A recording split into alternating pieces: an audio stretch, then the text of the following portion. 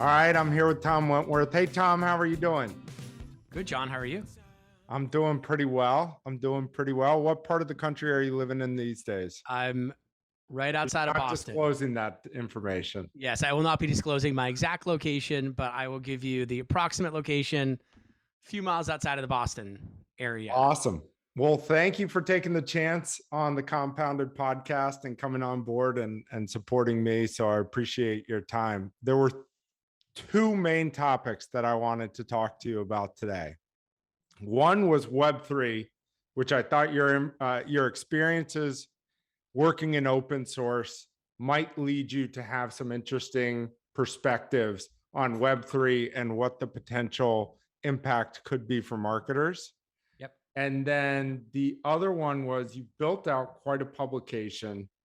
You've hired some pretty impressive folks on the podcasting side of things. You put the investment in, and I want to hear all about your story and how you built that case and how that's going for you.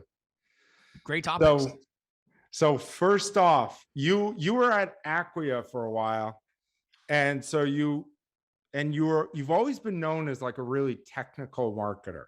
And I even remember like you coded when Drift created an API, you built some applications on top of their tool. But I'm curious to get your perspective on Web3 and how you think it could potentially, how you think it relates to open source and what opportunities you think there'll be for marketers. Yeah. So am I allowed to curse on this podcast, Sean? Am I allowed to drop F-bombs? I will not. I will try not to. Yeah. You know, I'm with Elon Musk on Web3. It's right now marketing hyperbole with a bunch of, VC and Andreessen Horowitz is the sort of, the main cheerleader for it. I think like always, when you dig in a little bit, there are some interesting things that are happening. Like I think we've got to wait and see. Like we talk a lot about the metaverse, right? And people are buying real estate in the metaverse. For one, am not buying real estate in the metaverse. I'm old enough to remember it when we called it Second Life. Remember Second Life? Yeah. The original metaverse. I am not spending my money on NFTs. I understand the concept. It is a great way to give creators true ownership, which didn't exist in Web 2. But I believe there's better place to put my money than NFTs. Yeah, I do believe in crypto as a currency, especially Bitcoin based on scarcity.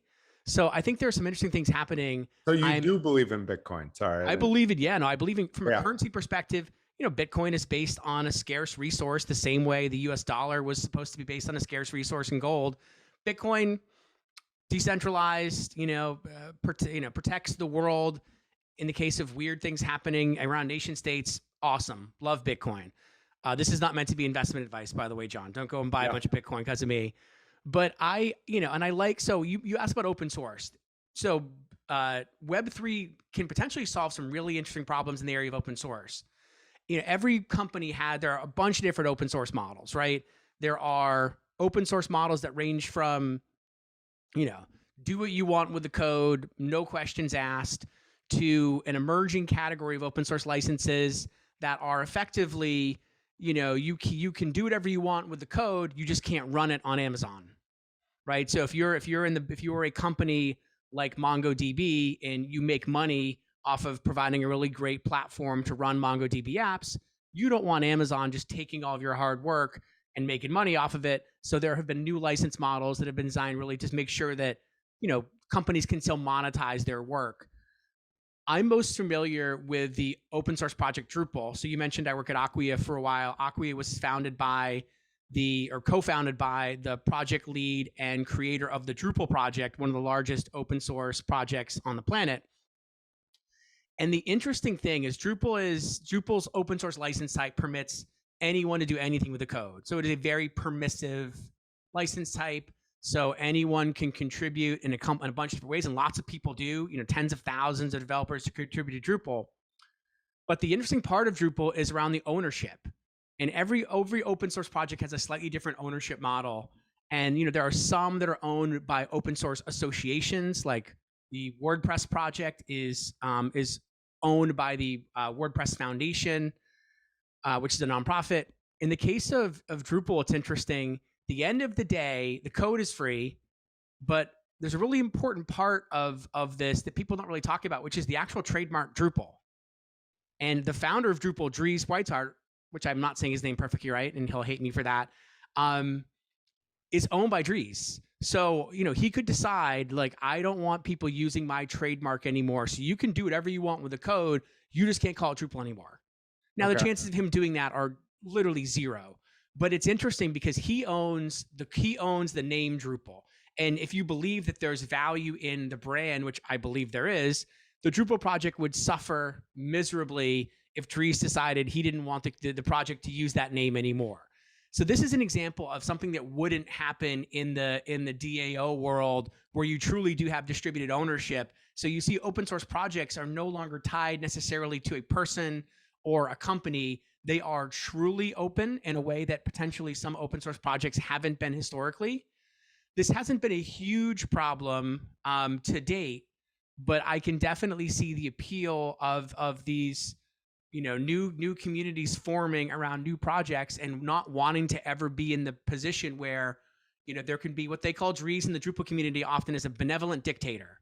Like, he is very much a dictator. He can do what he wants to do, but he's benevolent. And I think in the Web3 world, you have the ability to sort of avoid those types of challenges. And so is that the main business? So this is interesting. I guess I grew up in North Carolina. So Red Hat was the open source, that Red Hat's an open source project, correct? Of course. Red Hat is Red Hat is a conglomerate of a bunch of different projects at this point. But yeah, they were initially built on providing support and services for the Red Hat Linux distribution. Yeah, so that is how I had heard about open source. Is like, I thought the main business model there was professional services built on, like, to help provide support for the open source projects. But there are alternative business models, I guess, where somebody could charge a licensing fee. Like, they're not going to charge it for compound growth marketing if you use the Drupal code on that site, but they could turn it on to start charging if you were using it on Amazon site. There's a billion different ways. So yeah, the early days of open source was monetizing support and services. Unfortunately, those aren't great businesses. They're not high margin businesses. They're good businesses, but really the big breakthrough is, as the world has moved to cloud, all of these open source projects figured out, take someone, and it's not just Drupal and Acquia, take Elastic or MongoDB or really anything. And they realized that, hey, we've created this open source project, or we've been intimately involved in creating this open source project. We know best how to secure it, how to scale it, how to provide great developer tools and developer experiences. So why don't we just offer the premier place to run this open source project? Sure, you can download the code, you can secure it, you can patch it, you can scale it, you can secure it, or we'll do that for you. So the way open source companies make money today is almost exclusively based on providing the premier platform to implement whatever open source project you're looking to implement. So it is sort of a best of both worlds. Like, you have the freedom to do what you want with the code, but the vendor has a chance to make money by providing the best experience. You'll occasionally see, Amazon and Google and others will, sometimes they'll fork their own version. Amazon has famously forked their own version of MongoDB that you can run on AWS. But MongoDB, who provides a competing product called Atlas, has thrived. They've just built a better experience for MongoDB fans. So that's sort of where the world has gone to in open source, and it's created a whole bunch of super successful companies. Mm-hmm. And then a lot of the voting, right? You brought up a dictatorship. A lot of people talk about democracy with DAOs, but the voting happens through people building trust in someone like a Dries and spending time investing and learning how to code on top of that platform, right? So there is voting in terms of where people invest their time and energy. Absolutely. And what all open source projects have is they have a series of contributors who are identified as they control who checks in code to the main base, right? So not everyone can check code in at a level where it fundamentally affects the core project. In the case of Drupal and other projects, there are plugin ecosystems where anyone can write a plugin, but not everyone can affect the actual core code of the project. But so there is a voting system, and that's where I think in the Web3 world, there is, the potential for pure distributed ownership where there isn't the centralized control that necessarily exists today in these more centralized open source projects. And that's interesting. There's not a lot of scale here. There are no wildly successful Web3 DAO open source projects yet. There's a whole bunch that are sort of getting started. It'll be interesting to see. But it has the chance of distributing ownership in a way that hasn't been possible, with the current model. Right. And I think there's going to need to be some time and evolution there, right? Because the argument on the other side would be that these can really slow down someone's business model with everybody needing to vote or needing to get a certain amount of buy-in from people who are involved in the DAO. I think the question is, what is the business model in the first place? For companies, for projects that there is a commercial entity around, take Elastic with the open source Elk product, or take Acquia with Drupal, or Automatic with WordPress. There is very much there is guidance in the project around the commercial interest. Like, we want to build things that allow us to make money. In the DAO world, I'm not sure that will be the case. It very much could be. We just want to build the best project. We don't necessarily, we don't need to make money. We're not expecting to make money off of it, but we just want to build a really great project. I think the commercial models around it will be interesting to see how they come together. I don't think we know the answer to that yet, the way we do in current open source projects, but I think you might see more of just more classic community, bottoms up, organic building of open source communities under that Web3 model. And does it open up an avenue for new business models down the road? Not necessarily, like, just thinking about open source, I think the business models, the opportunities there have been somewhat limited. Is there, not necessarily with the DAOs, but do you think with like these types of communities, it opens up new types of business models that of course, like, you're a golfer, I know, right? You've probably looked at the Lynx DAO community, right? Have you looked at that?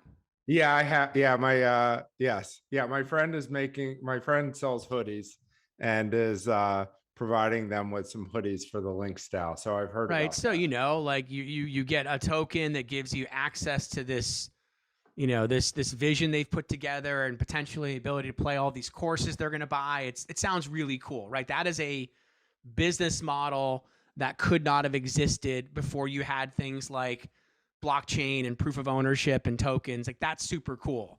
So I think we're going to see, like, there's Corporate Club, which you can join, and they have golf clubs all over the world. So how is Lynx DAO different than a company that owns all the golf courses and sells memberships? I think it comes down a lot to, and it depends on every community, right? So, but I think it comes back down to the ownership is truly distributed. It isn't I have membership at a golf club, and I'm not a part of the board that decides the stuff the club does. Yeah. But in this case, if your membership card gives you a series of rights that you have to prove, where your money goes, where they're going to make certain investments, right? So I think you're going to see that in some of these open source projects as they potentially look to raise money and sell tokens. They get to decide as a community potentially how we reward contributors, how we fund and grow the projects.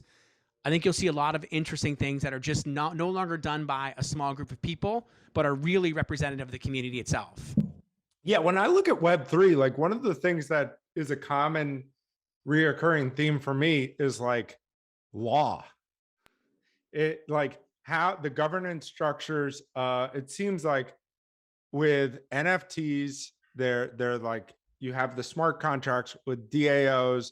It's opening up some opportunities to do things that companies can do in one form today, but it's not like there's an evolution there of how these companies are set up and what they're doing and how they activate their user base and the people who are members of it. And so I tend to find that as being really interesting. Like, I don't find digital art to be too interesting. I don't find physical art to be too interesting. So I'm not Clearly, a I can see the background of your room right now. It's very big, obvious. yeah. Well, I got, don't knock the Right. some of these golf posters. Fair enough. But yeah, I'm not a huge collector, but I think some of the opportunities it's creating around ownership and some of the opportunities it's creating around smart contracts and being able to divide up ownership is really interesting. And to me, that kind of points to law and how ownership is divided up, which I think is really interesting. So I always make the comparison of NFTs to like Amazon for e-commerce. Like, selling books was interesting, but like if you look today and said, what's the most interesting thing in e-commerce, you probably wouldn't say, well, I can go online and I can buy any book I want to immediately. But that was their wedge in, and then it became something more interesting over time. Yeah. Thoughts on that? Yeah. I mean, I think we could go down this rabbit hole forever. There's so many things that you could make a case. This is why this is both a very interesting technology and extreme marketing hype, as Elon Musk said. We could make an argument that our entire economy, the way we do business, the way that we think of intellectual property could all be radically transformed by Web3. I just think we're a long way from that actually happening. Yeah. There's going to be an evolution over time of it. So it's an interesting space to watch. But I have one exciting thing I'm really excited about, which is I think actually going to happen, which is privacy.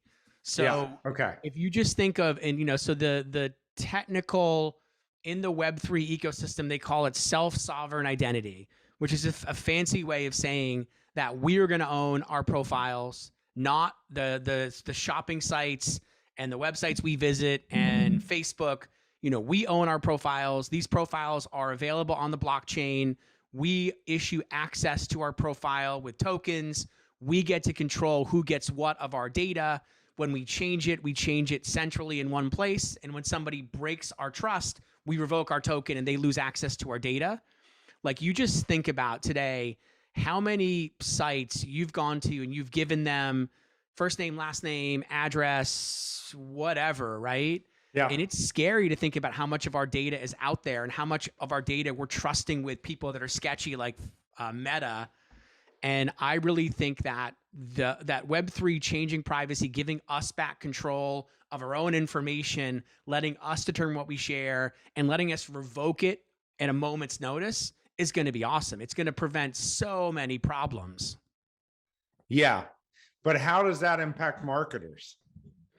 Marketers better figured out a way to earn trust, right? So, today we collect data through all these implicit ways, right? We're tracking cookies and we're aggregating cookies and we're trying to build profiles. We're doing sketchy techniques. I'm sure you looked at the Cambridge Analytica stuff back in the Facebook days, right? Like, we were there, they were doing super sketchy things on users. Like, all that sort of goes away. Like, there isn't a cookie world anymore. You're going to have to get explicit permission to gain access to somebody's information. And I think the trade-off has to be around value. Like, if I'm going to give you this information, what am I getting in return? Right. It's not going to be a bad ebook written by you. Not a bad ebook. And if you screw it, like, you don't give me any value, I can just flip a switch and turn it off again. So, I think it's long-term for marketers today that have built their entire engine on, and not all B2C companies do this, but a lot of B2C companies have built their engines on data collection, aggregation. It's why, it's why there's the whole CDP space exists for this, right? Right. I think that gets flipped upside down where now, no, I control it. You want it, you better ask nicely and tell me exactly what you're going to do with it and exactly what benefit I get in return. And if I think that's cool, then I'll give it to you. If Right. not, you're out of luck. Yeah. No, so I think marketing, I think we need to be prepared for a cookieless world. Like even if, we're seeing every few months, we're seeing big changes, whether it's GDPR or any sort of EU regs, like Google Analytics is now apparently, not allowed in certain parts of the EU. You've got California privacy laws. This is just going to become ubiquitous and we're going to be in a cookieless world. We better figure out something else. Yeah. Yeah. I think the keys will be around data triangulation. I also think the important, like there are a couple of companies that are doing interesting things that I think will evolve as we go on. You have Facebook and Google login on No, sites. no, John. It's Meta, not Facebook. Sorry. Use the correct name. It's Meta. Meta login and Google login, which you can easily see that being kind of the token or whatever it is that like there is some, you log in. I've seen people use the example of like Ethereum. You log in through your Ethereum wallet ID, you get into a product, and then boom, you're able to revoke that information. I think John, that's it's stupid. It is stupid to have your ID tied to your phone number or tied to your email address. Yeah. Like those are not good things to have your entire life tied around. I would feel much more comfortable having my identity tied around my Ethereum wallet. No, you're exactly right. Like this is what gets me excited about the future. It was social security, then it was your phone number, and then it was, and none of these things were supposed to be this way. Oh. Like you're when I chose my email address in 5th grade, it wasn't supposed to be the ID that I used to log into Google Analytics 30 years later. No, I'll take some big hash of characters over that. But I think that, you think about login, right? Those are Trojan horses for data collection. Yeah. The Facebook like button is a Trojan horse for data collection, right?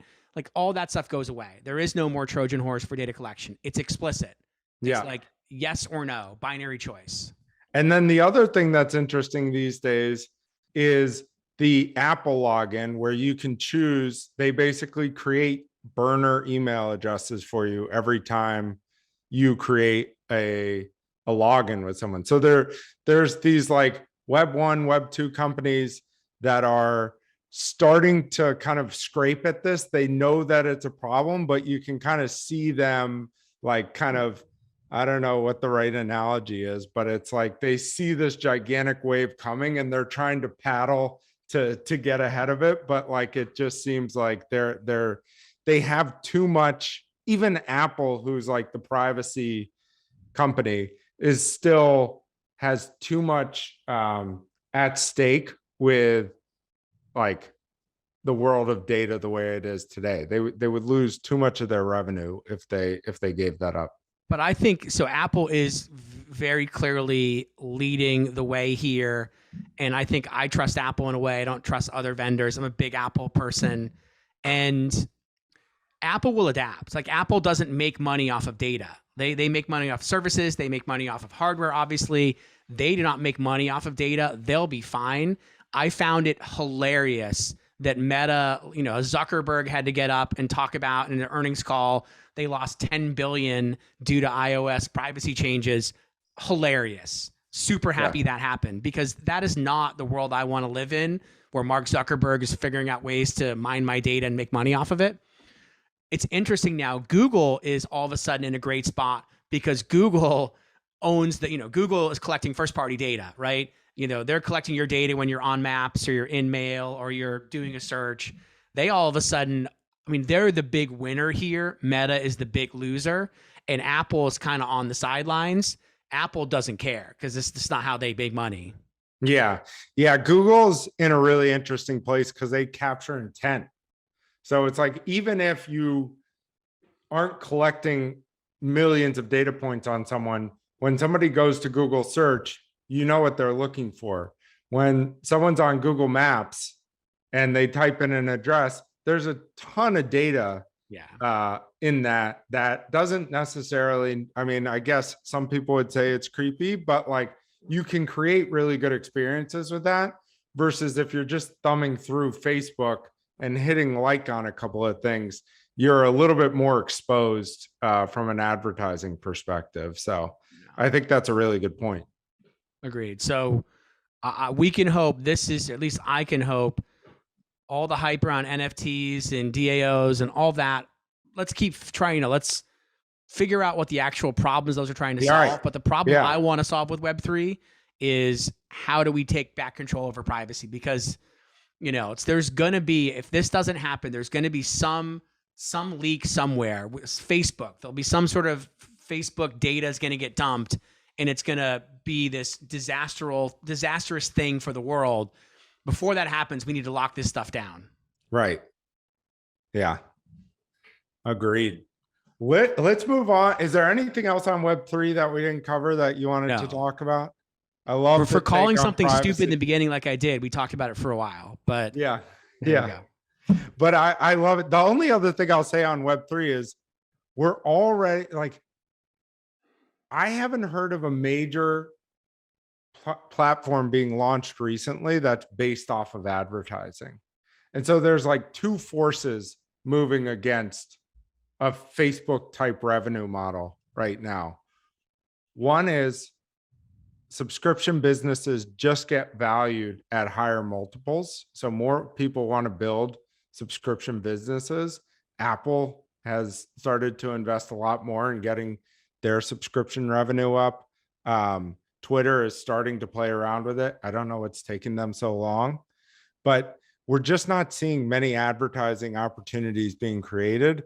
And so I think the future with marketing is about trust. It's not just about there are going to be less opportunities to advertise in the future. So creating organic ways to connect. I would say, the only exception to that maybe is TikTok, right? TikTok was nowhere a couple of years ago, and that's a pretty big platform, but it's much harder to do that than it was obviously 10 years ago.